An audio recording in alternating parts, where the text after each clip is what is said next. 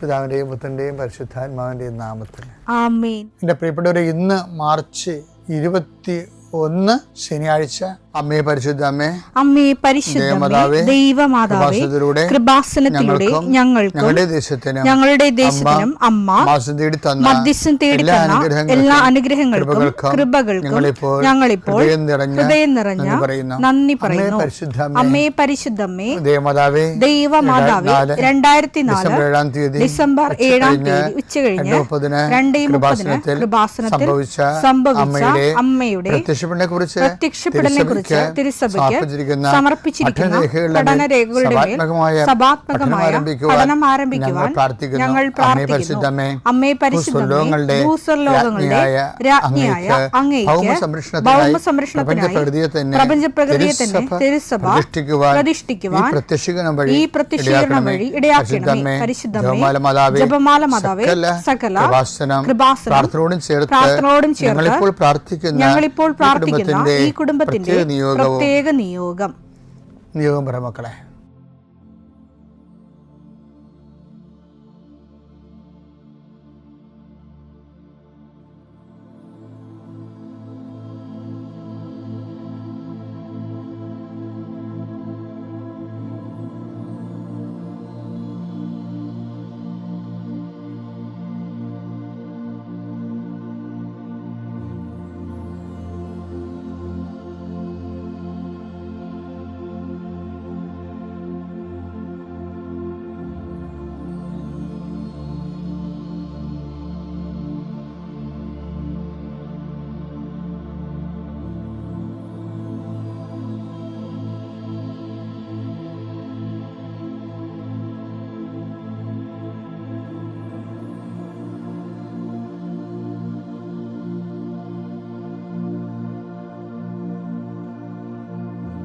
അമ്മയുടെ പ്രത്യക്ഷീകരണത്തിന്റെ ഈ അനുഗ്രഹവേളയിൽ ഞങ്ങൾക്ക് സാധിച്ചു തരുവാൻ കനിയണമേ.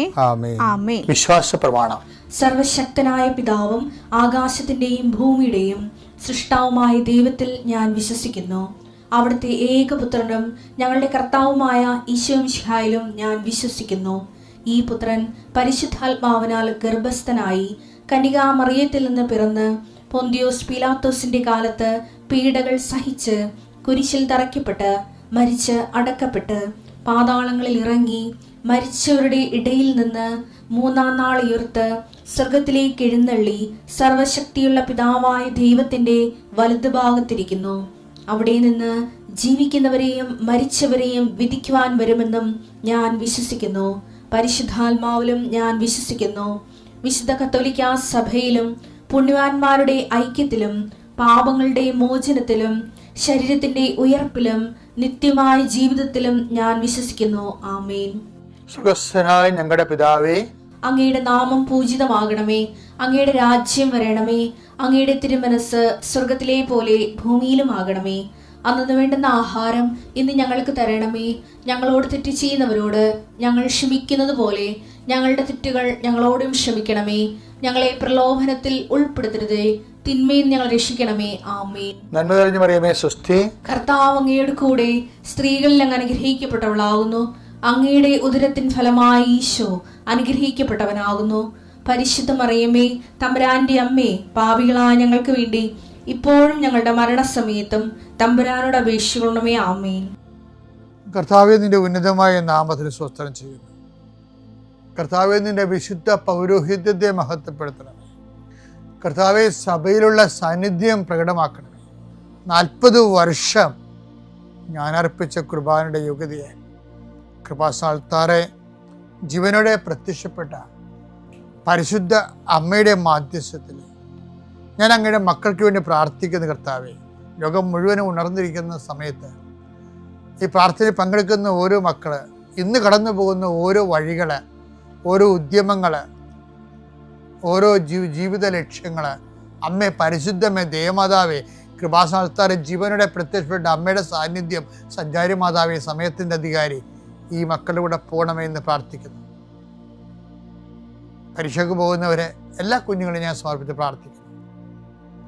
പരീക്ഷയ്ക്ക് പോകുന്ന, ഇന്ന് പരീക്ഷ എഴുതുന്ന എല്ലാ മക്കളെയും അവർ പഠിച്ചിരിക്കുന്ന മനസ്സിൽ ഓർത്തിരിക്കുന്ന പരീക്ഷയെ പ്രതിഫലിപ്പിക്കുവാനും പരീക്ഷ എഴുതുന്ന എല്ലാ മക്കളെയും, പരീക്ഷയ്ക്ക് പഠിച്ചുകൊണ്ടിരിക്കുന്ന മക്കളെയും കർത്താവിൻ്റെ നാമത്തിൽ ആശീർവദിക്കുന്നു. നിങ്ങളുടെ കഴിവിൻ്റെ അപ്പുറം ദൈവത്തിൻ്റെ കൃപ പ്രവർത്തിച്ചുകൊണ്ട് ഉന്നതമായ വിജയം കൈവരിക്കാൻ കർത്താവ് നിങ്ങൾ അനുഗ്രഹിക്കട്ടെ. കർത്താവെ, ജോലിയില്ലാത്തവർ, സാമ്പത്തിക കടങ്ങളിൽപ്പെട്ടിരിക്കുന്നവർ, കലഹങ്ങളുള്ളവർ, കുടുംബത്തിൽ പലതരത്തിലുള്ള വഴക്കുകളും അസമാധാനം നിലനിൽക്കുന്നവർ, രോഗികൾ, പീഡിതർ, ആശുപത്രിയിൽ നിന്ന് ഇതുവരെ പോരാത്തവർ, ഓപ്പറേഷൻ നിശ്ചയിച്ചിരിക്കുന്നവർ, ടെസ്റ്റിന് കൊടുത്തിരിക്കുന്നവർ, കൾച്ചറിന് കൊടുത്തിരിക്കുന്നവർ, ബയോപ്സി കൊടുത്തിരിക്കുന്നവർ, കർത്താവിൻ്റെ ഉന്നതമായ നാമത്തിൽ ദൈവത്തിലെ ഞാൻ മാതാവിൻ്റെ മധ്യസ്ഥത്തിൽ യേശുക്രിസ്തു നിന്നെ ആശീർവദിക്കുന്നു.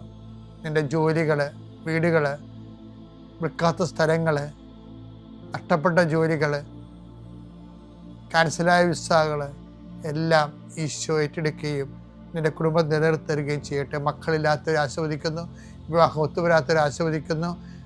റബ്ബറിൽ നിന്നും, കേര കർഷകരിൽ നിന്നും, മത്സ്യത്തൊഴിലാളികളിൽ നിന്നും, തൊഴിൽ നഷ്ടപ്പെട്ടവരെയും വരുമാനം കുറഞ്ഞു പോയവരെയും കർത്താവിൻ്റെ നാമത്തെ ആശീർവദിക്കുന്നു. എൻ്റെ കർത്താവിൻ്റെതുമായ നാമത്തിൽ, സഭയുടെ അധികാരത്തിൽ, കുരിശിൻ്റെ അടയാളത്തിൽ, ദൈവശക്തിയാൽ ഞാൻ നിന്നെ ആശീർവദിക്കുന്നു. ധൂർത്തപുത്രൻ്റെ കഥകൾ നമ്മൾ കഴിഞ്ഞ ആഴ്ച എടുത്തില്ലേ അല്ലേ? അപ്പോൾ അതിൻ്റെ അകത്തൊരു വാൽക്കഷ്ണം വന്നിട്ടുണ്ട്. ഇടയ്ക്കുള്ള അതായത് പ്രസവിച്ചില്ലേ, ധൂർത്തപുത്രൻ്റെ അയാൾ വന്നിട്ട് പറയണത് എന്താ? ഇളയ മകൻ വന്നിട്ട് അപ്പനോട് പറയുന്നത് എന്താ?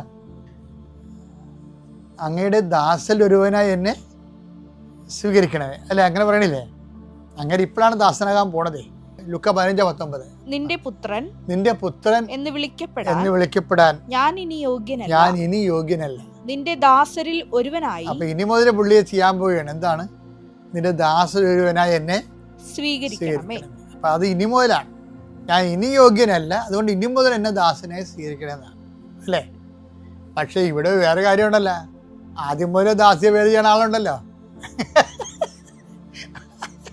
അയാളെന്താ പറയണത്? മൂത്ത മകൻ 15:29 വായിച്ച് ലൂക്ക. എന്നാൽ അവൻ പിതാവിനോട് പറഞ്ഞു, മൂത്ത മകൻ പിതാവിനോട് പറഞ്ഞു, നോക്കൂ എത്ര വർഷമായി ഞാൻ നിനക്ക് ദാസ്യവേല. അതാണ് പ്രശ്നം.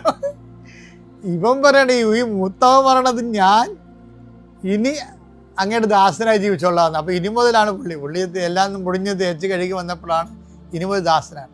പക്ഷെ നേരത്തെ തന്നെ ജീവിതകാലം മുഴുവൻ ദാസനായ ഒരു മനുഷ്യനാണ് മൂത്തവൻ. ഞാൻ എത്ര കാലമായി നിനക്ക് വേണ്ടി ദാസ്യവേല ചെയ്യണം എന്ന് വെച്ച് കഴിഞ്ഞാൽ പ്രശ്നം വെച്ച് കഴിഞ്ഞാൽ എപ്പോഴും നമ്മൾ ചെയ്യണമെന്ന് വെച്ചാൽ ദൈവമായിട്ട് ഡീലിങ്സിലെ ഒരു ദിവസത്തെ ബിസിനസ് അല്ലെങ്കിൽ ജോലി കഴിയുമ്പോൾ ഈ കണക്ക് വെക്കുമ്പോൾ എന്ത് വരുമെന്നറിയാവോ? ദൈവം ഇങ്ങോട്ട് തരാനുണ്ടാകണം, അല്ലാതെ നമ്മൾ അങ്ങോട്ട് കൊടുക്കാനുണ്ടാകരുത്. അത് നമ്മൾ അതാ ദിവസം ശ്രദ്ധിച്ചാൽ മതി. അവസാനം നമ്മൾ ഉറങ്ങാൻ നേരത്തെ, കണക്ക് വെക്കാൻ നേരത്തെ കർത്താവ് നമുക്ക് കടക്കാരനാകണം. അതാണ് ആധ്യാത്മിക ജീവിതത്തിൻ്റെ ഏറ്റവും വലിയ നമ്മൾ ശ്രദ്ധിക്കേണ്ട കാര്യം. അല്ല നമ്മൾ ദൈവത്തിന് കൊടുക്കാൻ ഉണ്ടാകരുത്. ഇപ്പം മൂത്തമ്മൻ്റെ വിജയം അതാണേ. അയാൾ പറഞ്ഞത് എന്താണ്? ഒരിക്കലും നിന്റെ കൽപ്പന ഞാൻ ലംഘിച്ചിട്ടില്ല, എങ്കിലും എന്റെ കൂട്ടുകാരോടൊത്ത് ആഹ്ലാദിക്കാൻ ഒരു ആട്ടിൻകുട്ടിയെ പോലും നീ എനിക്ക് തന്നില്ലല്ലോ. അപ്പൊ കണക്ക് വെച്ചപ്പോ എന്ത് പറ്റി? അവനൊന്നും അങ്ങോട്ട് കൊടുക്കാനുമില്ല, അപ്പൻ ഇങ്ങോട്ട് തരാനേ ഉള്ളൂ.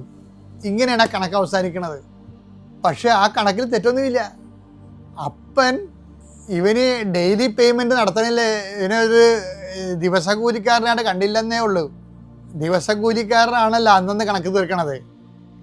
അപ്പൻ അന്നന്ന് കണക്ക് തീർത്തില്ലെന്നേ ഉള്ളൂ. പക്ഷെ ആ ബന്ധം എന്താണ്? എൻ്റെ മകനെ ശാശ്വതമാണ് ഈ ബന്ധം, കേട്ടോ എന്ന് വെച്ച് കഴിഞ്ഞാൽ എൻ്റെ മകനെ എനിക്കുള്ളതെല്ലാം നിന്റേതാണ്. ലൂക്ക 15:31. അപ്പോൾ പിതാവ് പറഞ്ഞു, മകനെ നീ എപ്പോഴും എന്നോട് കൂടെയുണ്ടല്ലോ, എനിക്കുള്ളതെല്ലാം നിന്റേതാണ്. അക്കൗണ്ട് വന്നപ്പോൾ എന്ത് പറ്റി? ഈ നിത്യത എന്ന് പറയുന്ന സ്ഥലത്ത് വെച്ച് എല്ലാം റീഫണ്ടബിൾ ആവും. അതുകൊണ്ട് എപ്പോഴും ഓർത്തേക്കണം കേട്ടോ. കർത്താവ് ക്യാഷ് ആൻഡ് കൈൻഡായിട്ട് ഈ ഭൂമി വെച്ച് തന്നെ എല്ലാം പേയ്മെൻറ്റ് ചെയ്യണമെന്ന് നിങ്ങൾ ചാട്ടി പിടിക്കരുത്. കുറച്ച് നമുക്ക് തിരിച്ചു തരാനുണ്ടാകണം. ആ രീതി വേണം കണക്കുകൾ അവസാനിക്കാൻ. പിതാവിൻ്റെയും പുത്രൻ്റെയും പരിശുദ്ധാത്മാവിൻ്റെയും നാമത്തിൽ.